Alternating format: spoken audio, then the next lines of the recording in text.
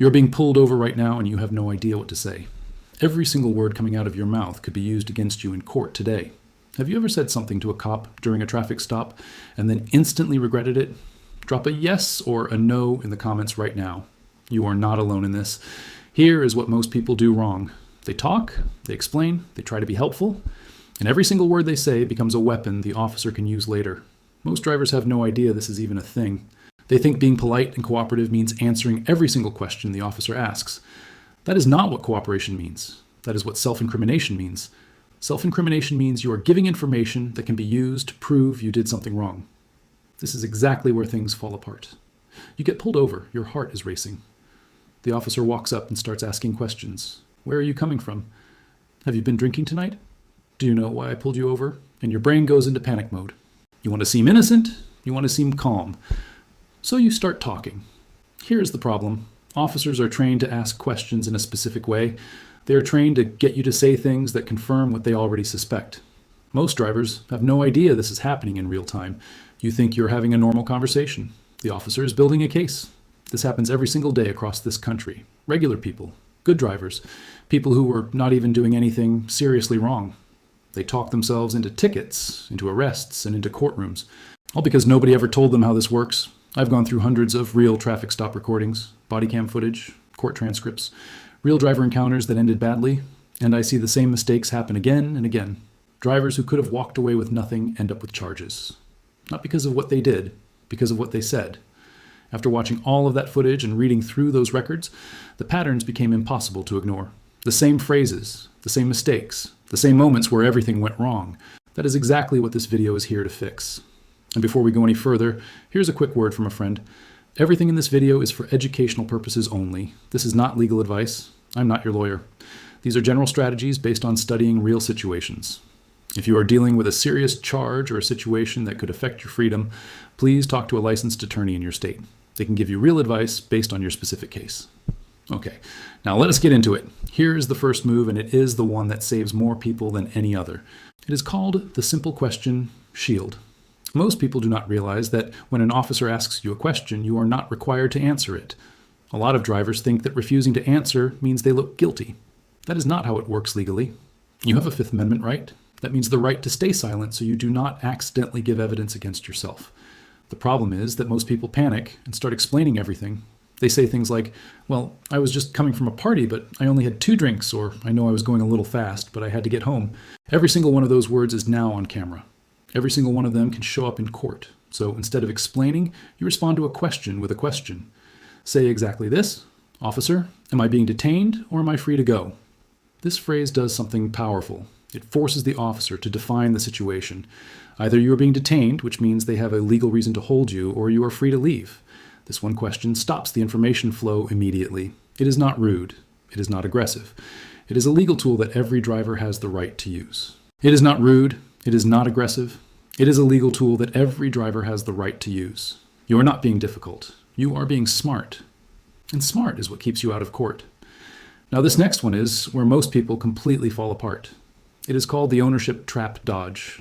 Officers are trained to ask one specific question that almost always gets people to confess on the spot.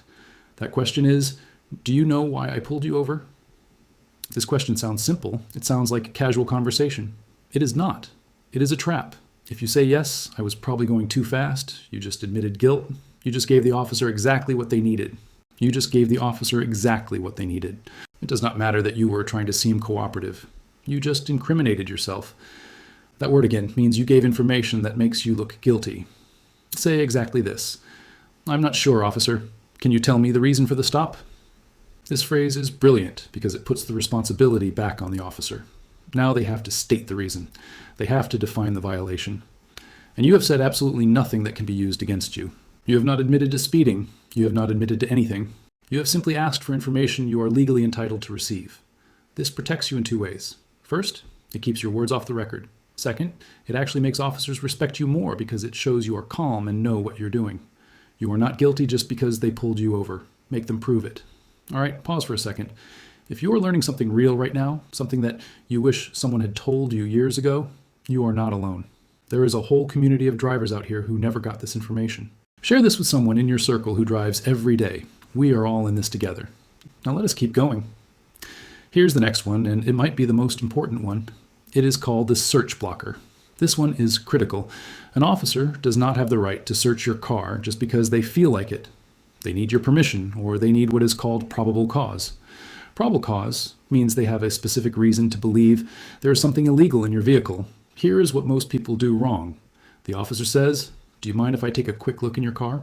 And the driver says, "Sure, go ahead. I have nothing to hide."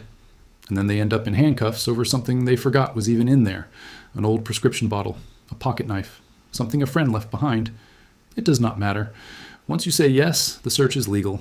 Say exactly this: "Officer, I do not consent to any searches." That sentence is a legal wall. It does not stop a search if the officer has probable cause, but it tells them clearly that any search happening is not happening with your permission. If they search anyway without a real legal reason, anything they find may not be usable in court. Your attorney can challenge it.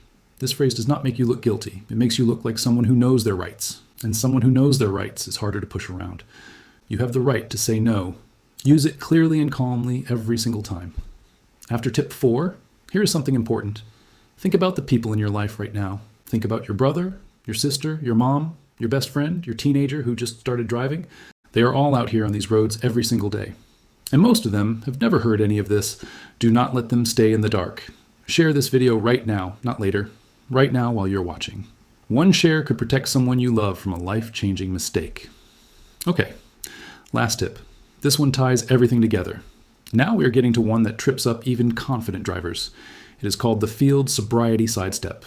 If an officer suspects you have been drinking or using something, they may ask you to perform tests. These are the walk the line, follow the pen, stand on one leg type of tests. And here is what most people do not know. In most states, these tests are voluntary. You do not have to do them. Here's the problem. These tests are designed to be failed. Seriously. Lighting conditions, road surface, your own nervousness, and medical conditions can all make you look impaired.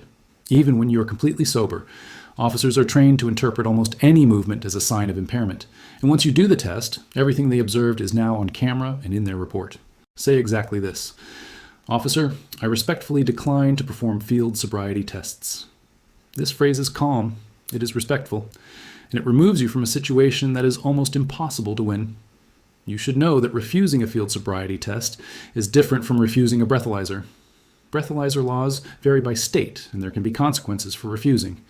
But the walk and turn and other physical tests are almost always voluntary.